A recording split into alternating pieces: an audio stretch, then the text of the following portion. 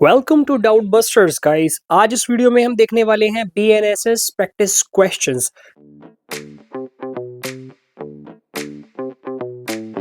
जैसे कि आप जानते हैं ऑल इंडिया बार एग्जामिनेशन कुछ दिनों में होने वाला है, जो है 30 नवंबर को। सो ऑल इंडिया बार एग्जामिनेशन के अंदर जो पहले सीआरपीसी का पोर्शन था, अब वो हो गया है बीएनएसएस। सो अक्सर बीएनएसएस से या फिर सीआरपीसी से आप कह सकते हो 10 क्वेश्चंस आपको ऑल इंडिया बार एग्जामिनेशन के अंदर देखने को मिलेंगे ही मिलेंगे। जैसे कि आप जानते हैं हम ऑलरेडी कॉन्स्टिट्यूशनल लॉ पे, सीपीसी पे वीडियोस बना चुके हैं ऑल इंडिया बार एग्जामिनेशन से रिलेटेड। तो अगर आपने वो वीडियोस अभी तक नहीं देखी हैं तो it's my humble request, go to our channel and start watching those videos as well. इस वीडियो के अंदर हम देखेंगे कुछ क्वेश्चंस जो बीएनएसएस के बेस पे हैं, और चलिए स्टार्ट करते हैं। फर्स्ट क्वेश्चन पढ़ते हैं। फर्स्ट क्वेश्चन कहता है BNSS replaced which earlier law. आप जानते हैं मैं हर वीडियो में, हर क्वेश्चन में आपको 5 सेकेंड्स का टाइम देता हूं ताकि आप अपने राइट आंसर को चूज कर पाओ। So we will follow the same pattern and let's read the options.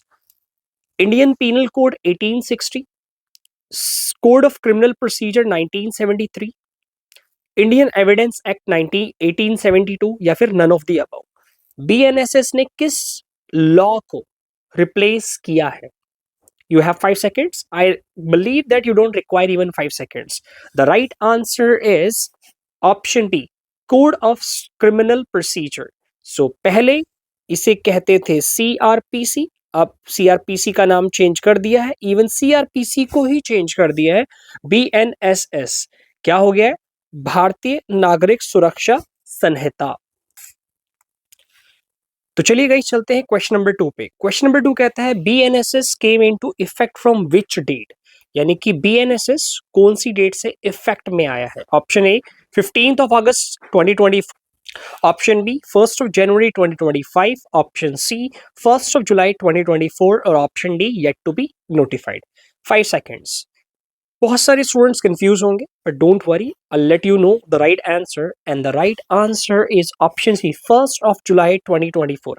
देखिए, हालांकि बीएनएसएस बन गया था, इसे आगे देखोगे बीएनएसएस 2023 कहते हैं, बट जो ये इफेक्ट में आया है वो आया है 1st ऑफ जुलाई 2024 से। So question number 2, option C is the right answer. Let's move on to question number 3। Question number 3 कहता है which section of BNSS deals with FIR registration. FIR registration, आप मुझे कमेंट सेक्शन में लिख के बताइए कि सीआरपीसी के अंदर एफआईआर का प्रोविजन कौन सा है। चलिए बीएनएसएस की तरफ चलते हैं। Option A 154 CrPC, option B 173 BNSS, section option C section 173 CrPC, या फिर option D section 176 BNSS. You have 5 seconds. It's very easy, दो तो आप आराम से एलिमिनेट कर सकते हो। ऑप्शन ए और ऑप्शन सी को आप एलिमिनेट कर दो क्योंकि हम बात कर रहे हैं बीएनएसएस की, सीआरपीसी का मतलब ही नहीं है। अब आते हैं option B and option D की तरफ। अगर हम ऑप्शन बी को देखें, option B is the right answer because option B section 173 of BNSS talk about FIR. हालांकि एफआईआर जैसा वर्ड उसके अंदर मेंशन नहीं है, but still it talks about the FIR, first information report. Let's move on to question number 4। Question number 4 कहता है BNSS introduce which new provision. ऐसे question guys बहुत हाईली चांसेस हैं आपके एआईबी एग्जाम में आ जाए कि कौन सा न्यू प्रोविजन बीएनएसएस ने इंट्रोड्यूस किया है। Option A online trial, option B plea bargaining, option C electronic evidence only, option D trial through video conferencing. बताइए, 5 सेकेंड्स हैं आपके पास, जल्दी बताइए guys, what is the right answer. देखिए, राइट आंसर इसके अंदर है ऑप्शन डी। बीएनएसएस ने इंट्रोड्यूस किया है कि trial through video conferencing can be conducted now, which was earlier in CPC not available. So question number 4, option D is the right answer. Let's move on to question number 5। Question number 5 पढ़ते हैं। BNSS provides a specific time limit for framing of charges, what is it. यानी कि जो charge frame होता है अगर आप practising वकील साहब हैं, you must know what is charge. तो आपको पता ही होगा चार्जेस फ्रेम जब होते हैं, चार्जेस फ्रेम कब होते हैं, या कमेंट सेक्शन के अंदर आप अंदर लिख सकते हैं। इसका टाइम फ्रेम कितना है, यानी कि कितने दिन के अंदर, स्पेसिफिक पीरियड के अंदर चार्ज फ्रेम किया जाना चाहिए। 30 days from filing of charge sheet file होने से 30 days के अंदर।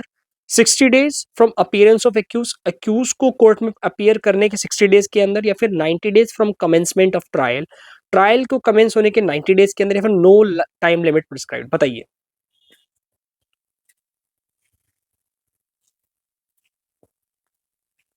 बताइए guys, the right answer I believe you must have found and you must have chosen the right answer is 60 days from the appearance of the accused. यानी कि मान लीजिए ये एक्यूज्ड है, इसको कोर्ट में अपीयर कराया गया 1/1/2025 को। अब यहां से लेके 60 days तक, 60 days के अंदर अंदर क्या करना होगा, चार्ज फ्रेम करने होंगे।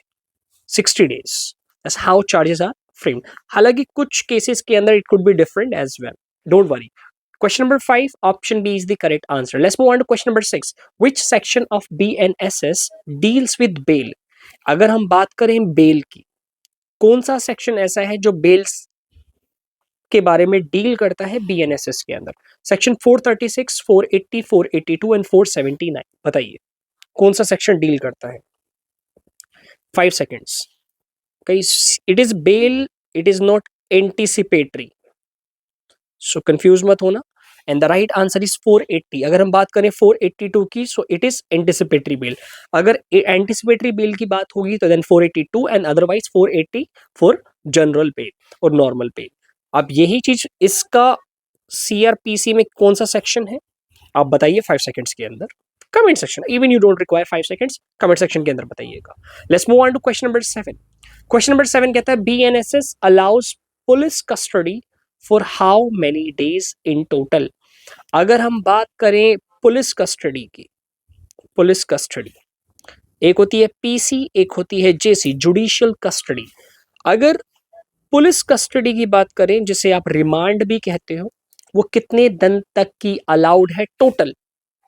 Option A 15 days, option B 30 days, option C 60 days, या फिर ऑप्शन डी 90 days। कितने दिन की पुलिस कस्टडी अलाउड है? The right answer is 15 days in total. Judicial magistrate या फिर any magistrate, the right answer is 15 days as you have gotten। So police custody यानी कि रिमांड में 15 days से ऊपर टोटल नहीं रखा जा सकता। सो question number 7, option A is the right answer। Let's move on to question number 8। BNSS mandates completion of investigation in how many days? अगर हम बात करें इन्वेस्टिगेशन की कंप्लीशन की, तो कितने दिन के अंदर for offence punishable with less than 3 years। अगर कोई ऑफेंस लेस देन 3 years यानी कि पिटी ऑफेंसेस हैं, कितने दिन के अंदर उनकी इन्वेस्टिगेशन खत्म करनी मैंडेटरी है? बीएनएसएस के अंदर ये मेंशन है। 30 days, 60 days, 90 days या फिर 120 days। बताइए फटाफट। The right answer is 60 days यानी कि 2 months के अंदर अंदर any crime which is punishable, or any offense I would rather say, which is punishable with less than 3 years shall be, its investigation shall be completed in 60 days। So question number 8, option B is the right answer। Let's move on to question number 9। Question number 9 कहता है which section provides for summary trial। Guys एक summary trial हमने CPC में पढ़ा था, अब section बताइएगा comment section के अंदर क्या है समरी ट्रायल का। सेक्शन नहीं, आई वुड रादर से इट्स एन ऑर्डर। चलिए मैं आपके लिए आसान कर देता हूँ, ऑर्डर है, ठीक है। तो समरी ट्रायल का आप ऑर्डर बताइए कौन सा है। चलिए क्रिमिनल की बात करते हैं। क्रिमिनल के अंदर बीएनएसएस के अंदर भी समरी ट्रायल होता है। आई वुड टेल यू कि वो पिटी ऑफेंसेस के लिए होता है, बट समरी ट्रायल को फास्ट ट्रैक भी कह सकते हैं। कि कौन से सेक्शन के अंदर मेंशन है, 282, 300, 274 या फिर 356। 5 seconds।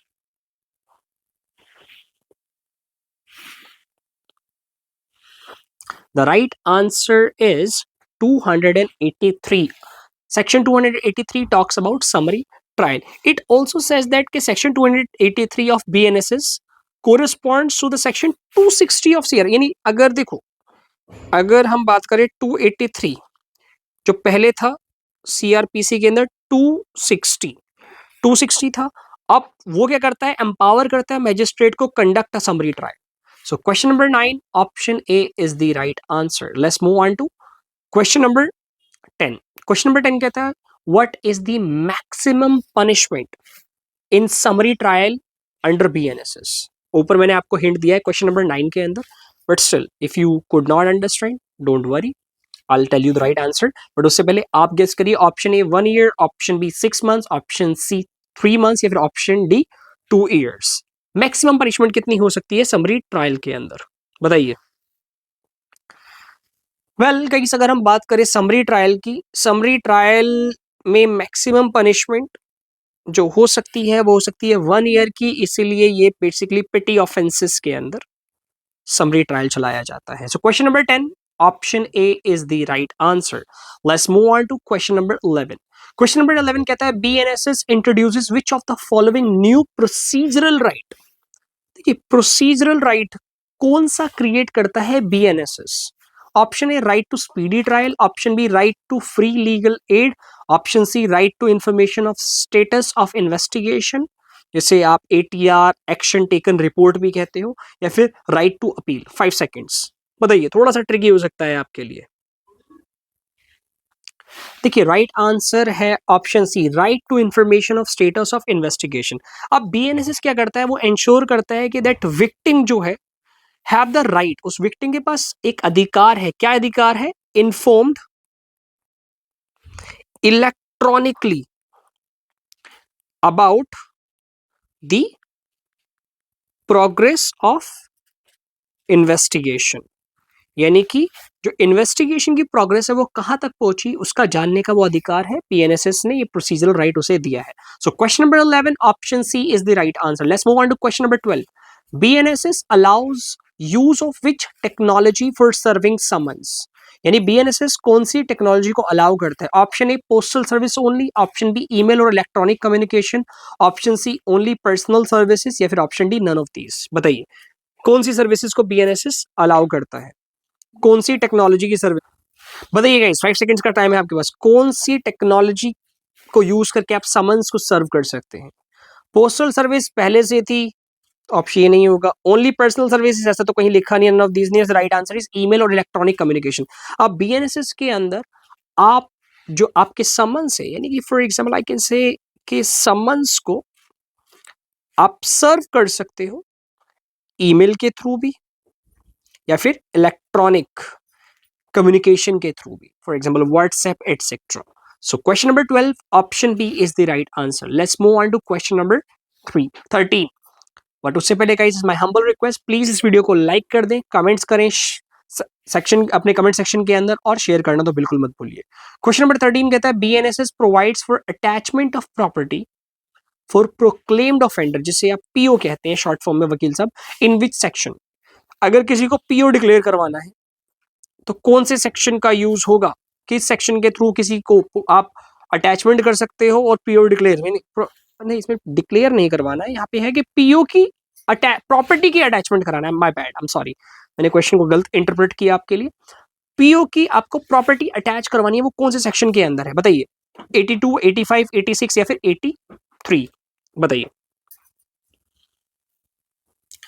Right answer is 85.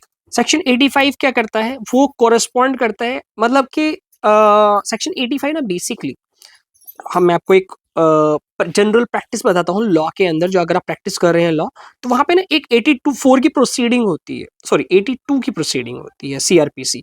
अब 82 प्रोसीडिंग में क्या होता है, किसी को आपने पीओ डिक्लेयर करवा दिया, प्रोक्लेम्ड ऑफेंडर डिक्लेयर करवा दिया. अब 82 की प्रोसीडिंग के बाद 84 के थ्रू उसकी प्रॉपर्टी अटैच करवा सकते हैं. अब यहां पे वो 84 क्या बन गया है, 85, 86, 85, या right is, I believe that's right. अब एक बार अपना बेयर एक्ट खोल के देखिए, आई बिलीव इट्स 85. तो थोड़ा सा देख लीजिएगा. If I know that it's 85 because BNSS के अंदर वो 85 है. Attachment of property of proclaimed offender, yes it's 85 in bare acts. So आपको पता है आपको BRX लेना अलाउड है, you can also check that. So question number 13 option B is the right answer. Let's move on to question number 14. BNSS allows statements under which section to be recorded electronically. अगर किसी की statement electronically record करनी है तो किस section के अंदर ये अलाउड है? 161, 180, 182 या फिर 174? बताइए. देखिए राइट आंसर इसके अंदर ऑप्शन सी 182. 182 क्या करता है? जो पहले 161 हुआ करता था, 161 के इलेक्ट्रॉनिक स्टेटमेंट थी, और 162 आप पुलिस, 162 आप पुलिस को दे रहे हो, 164 के आप हिंदी में कहते हैं ना, हिंदी में अगर आप डिस्ट्रिक्ट कोर्ट के अंदर प्रैक्टिस करें तो वहां कहेंगे 164 के बयान हो रहे हैं. 164 का मतलब कि मैजिस्ट्रेट के सामने, 102 पुलिस ऑफिसर के सामने. सो यहाँ पे ये है. सो 182 कहता है इलेक्ट्रॉनिकली आप किसी भी चीज को रिकॉर्ड कर सकते हो. So question number 14 option C is the right answer. Let's move on to question number 15. Question number 15 कहता है BNSS provides for mandatory, guys ये वर्ड इंपॉर्टेंट है, mandatory forensic investigation in offences punishable with imprisonment of. वो कितने साल की imprisonment है कि पनिशेबल है जिसके अंदर मैंडेटरी फोरेंसिक इन्वेस्टिगेशन है? 5 साल, 7 साल, 10 साल या फिर लाइफ इंप्रिजनमेंट? बताइए बताइए बताइए. देखिए गाइस यूजुअली क्या होता है, 7 इयर्स से जो बिलो केसेस होते हैं उनमें बेल ना आसानी से मिल जाती है. आई वुडंट कॉल इट कि बहुत आसानी से, बट स्टिल जज साहब जो होते हैं थोड़े लीनियंट होते हैं इन केसेस के लिए. But if there is a crime और there is a offence which is punishable with imprisonment up to 7 years, तो वहां पे बेल लेना एक तो मुश्किल होता है. और अब BNSS के अंदर एक चीज और ऐड कर दी कि भाई मैंडेटरी फोरेंसिक इन्वेस्टिगेशन होना चाहिए. तो राइट आंसर इज 7 इयर्स और more. So question number 15 option B is the right answer. Let's move on to question number 16. Question number 16 कहता है BNSS provides for zero FIR under which section. अब ये zero FIR आप मुझे बताइएगा CRPC में थी या फिर नहीं थी, आप मुझे कमेंट सेक्शन के अंदर बताइएगा. बट ये BNSS के अंदर कौन सेक्शन के अंदर? 173, 175, 180 या फिर 178? बताइए. ठीक है 173 के अंदर तो मैंने आपको जनरल FIR बताई. The right answer is 178 zero FIR. अब जीरो FIR होती क्या है? जीरो FIR का मतलब ये है कि अगर मान लीजिए कि कोई इंसान किसी पुलिस स्टेशन जाता है और मान लीजिए उस पुलिस स्टेशन के जुरिस्डिक्शन में कोई क्राइम नहीं हुआ, बट फिर भी अगर वो कॉग्निजेबल ऑफेंस है तो पुलिस स्टेशन में FIR लिखी जा सकती है, बाद में उस जुरिस्डिक्शन में उसे रेफर कर दिया जाएगा. That is called zero FIR. So question number 16 option D is the right answer. Let's move on to question number 17. Question number 17 कहता है BNSS provides for summary disposal of cases which chapter. Summary disposal of cases chapter कौन सा है? Chapter 20, 21, 22 या फिर 23? किस chapter के अंदर है बताइए. The right answer is 22. Option C is the right answer.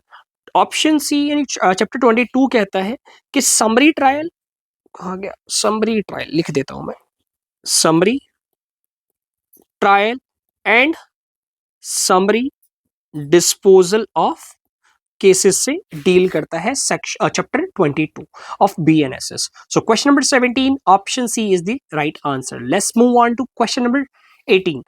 Under BNSS a victim, एक जो विक्टिम है, can appeal against acquittal within how many days. यानी कि जो विक्टिम है वो कितने दिन के अंदर एक्विटल को कहते हैं अपील कर सकता है एक्विटल की. मान लीजिए पर्सन ए, देखिए मान लीजिए एक पर्सन है ए, इस पर्सन को आप कह सकते हो विक्टिम. विक्टिम को होता है जो सफर करता है. इस विक्टिम के खिलाफ, मतलब इस विक्टिम ने कोई केस फाइल किया. अब वो क्रिमिनल केस में क्या होता है, जो एक्यूज होता है उसका क्या हो जाता है, एक्विटल, यानी उसे बरी कर दिया जाता है. अब ये विक्टिम जो ए है इसके पास एक राइट है, राइट टू अपील. अब ये राइट कितने दिन तक उसके पास है, कितने दिन के अंदर ये पर्सन जो है, विक्टिम जो है, अपील कर सकता है? ऑप्शन ए 60 डेज, 90 डेज, 180 डेज या फिर 30 डेज. अगर मैं इसका आपको राइट आंसर बताऊं तो right answer is option B 90 days. यानी 90 डेज का टाइम उस विक्टिम के पास है कि वो अपनी अपील को फाइल कर सकता है उस एक्विटल के अगेंस्ट में. So question number 18 option B is the right answer. Let's move on to question number 19. Which new chapter in BNSS deals with trial in absentia for proclaimed offender? अब PO proclaimed offender present नहीं है, उसके absence में अगर trial in absentia चलाया जाता है तो वो किस चैप्टर के अंदर है? Option A 25, option B 26, option C 27 या फिर ऑप्शन डी 28? किस चैप्टर के अंदर है बताइए? The right answer is 26, option B. See chapter 26 कहता है कि trial in absentia for proclaimed offender basically एक मेजर रिफॉर्म है, मेजर रिफॉर्म है जो कहता है कि भाई अगर कोई बंदा प्रोक्लेम्ड ऑफेंडर, कोई इंसान जो पीयू है डिक्लेयर कर दिया गया, अगर वो प्रेजेंट नहीं है फिर भी उसकी एब्सेंट में ट्रायल को चलाया जा सकता है। और इसके बारे में आपको रूल्स दिए गए हैं चैप्टर 26 के अंदर। So question number 19 option B is the right answer. Let's move on to question number 20। Who has the power to commute sentence under BNSS? किसके पास पावर है कम्यूट करने की सेंटेंस को? बताइए। प्रेसिडेंट, गवर्नमेंट, एप्रोप्रिएट गवर्नमेंट या फिर court of session? किसके पास पावर है कम्यूट करने की सेंटेंस अंडर बीएनएसएस? मैं अंडर बीएनएसएस की बात कर रहा हूं, तो प्लीज थोड़ा अपना लॉजिकल माइंड लगाना, बीएनएसएस की बात करना।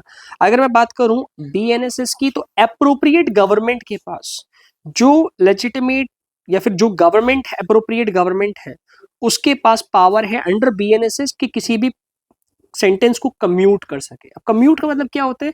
उस सेंटेंस को लेसर बना देना या फिर किसी बंदे को कंप्लीटली बरी कर देना, एटसेट्रा।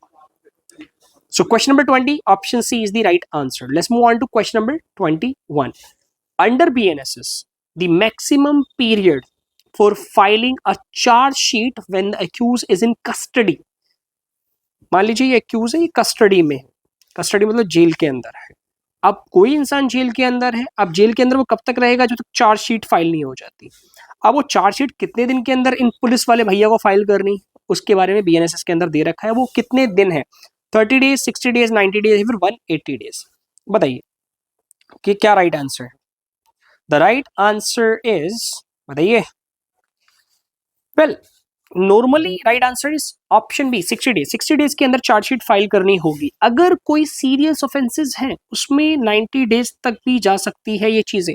सो अगर जनरल क्वेश्चन है so 60 days are the right answer. So question number 21 option B is the right answer. Let's move on to question number 22. Which section of BNSS deals with arrest without warrant? अगर किसी इंसान को आप arrest कर रहे हो but without warrant के, तो वो कौन से सेक्शन से डील करता है? सेक्शन 35, 36, 37 या फिर 38? Arrest without warrant. अब देखिए इसका राइट आंसर है 35। सेक्शन 35 क्या करता है? बताता है कि अरेस्ट विदाउट वारंट, इसका कॉरेस्पॉन्डिंग सेक्शन जो सीआरपीसी के अंदर है वो पहले था 41। ये कहता है कि पुलिस ऑफिसर जो है, पुलिस ऑफिसर है वो ऑथराइज है क्या करने के लिए? अरेस्ट विदाउट वारंट इन कॉग्निजेबल ऑफेंसेस, जहां पे मैजिस्ट्रेट साहब की परमिशन की रिक्वायरमेंट नहीं है, और some specialized conditions as well. So question number 22 option A is the right answer. Let's move on to the question number 23। इससे पहले it's my humble request, please like इस video, share with your friends and family, और comment section के अंदर guys अपने comment या score को comment करना मत भूलिएगा। Right, let's read 23। Under BNSS, how long a magistrate authorized detention during investigation at one stretch? कितने दिन की जो है डिटेंशन, अरेस्ट एक मैजिस्ट्रेट ऑथराइज कर सकता है during investigation at one stretch, एक वन स्ट्रेच पे? बताइए, बताइए। Option A 7 days, 10 days, 15 days या फिर 30 डेज? कितने दिन की?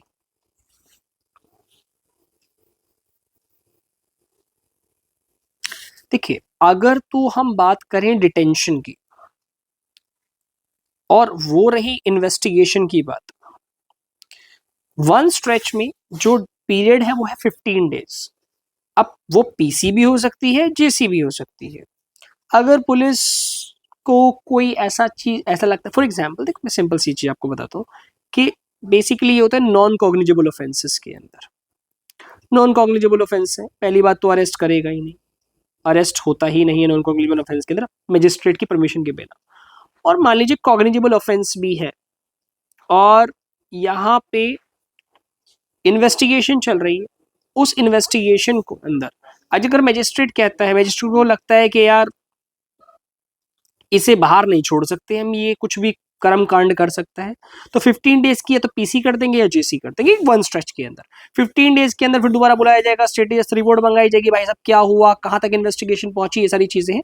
उसके बाद फिर दोबारा कर दिया जाएगा। That's how it works. इसीलिए आपने देखा होगा लोगों की बहुत सारी चार्जशीट सबमिट नहीं होती है, बहुत सारे लोग बिना वजह कई कई दिनों तक कोर्ट के अंदर जेल के अंदर रह के आते हैं। कोर्ट के अंदर तो कोई नहीं रहता, जेल के अंदर रहते हैं। So question number 23 option C is the right answer. Let's move on to question number 24।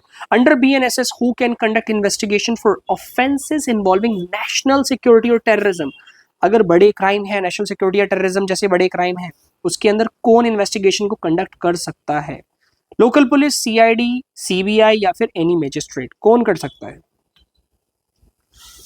Basically right answer is central agencies. तो ये सेंट्रल एजेंसीज होती है ना, एनआईए, सीबीआई, ओके। अगर कोई नेशनल सिक्योरिटी या टेररिज्म से है, ईडी, तो ये सारी central agencies are authorized to conduct the investigation. So let's move on to the last question of the day. Last question कहता है BNSS introduces a new provision for which of the following modern measures? New provision किस modern measure के लिए दिए गए हैं? Voice sampling and DNA profiling. Option B compulsory confession before magistrate. Confiscation of all private property या फिर abolition of anticipatory bail. बहुत simple है गाइस। नेगेटिव करते जाओ इसके अंदर, आप नेगेटिव चीजों को हटाते जाओ। क्या ऐसा एंटिसिपेटरी बेल हटाई गई है? बिल्कुल भी नहीं, एंटिसिपेटरी बेल नहीं हटाई गई, एंटिसिपेटरी बेल अभी भी वही है। क्या कॉन्फिस्केशन, आप किसी की आप सारी प्रॉपर्टी संपत्ति छीन लोगे? ये तो right to property constitutional right के अगेंस्ट हो गया। सो सी भी नहीं है। कंपल्सरी कन्फेशन बाय मैजिस्ट्रेट, अब मैजिस्ट्रेट जबरदस्ती कहेगा भाई तुम कन्फेस करो, तुम मानो, ऐसा मैजिस्ट्रेट कभी नहीं कहता, तो बी भी हटा दो। Right answer is voice sampling and DNA profiling is the right answers. Guys इस वीडियो के अंदर हमने टोटल 25 क्वेश्चंस देखे, 25 question which are related to BNSS, Bharatiya Nagarik सुरक्षा संहिता। अब ऐसे क्वेश्चंस आपके ऑल इंडिया बार एग्जामिनेशन में जरूर आएंगे। हालांकि ये ओपन बुक एग्जाम है, but you must have basic knowledge of your at least bare act. Bare act के कंटेंट को, बेयर एक्ट के इंडेक्स को अच्छे से पढ़ के जाना, इन क्वेश्चन को सॉल्व करो, और जो भी आपका स्कोर 25 के में से है वो कमेंट सेक्शन के अंदर लिखना मत भूलिएगा। अगर आपको वीडियो पसंद आई है तो प्लीज लाइक करें, शेयर करें और अपना स्कोर कमेंट सेक्शन के अंदर जरूर लिखें। All the best for all India bar examination 20। Thank you so much.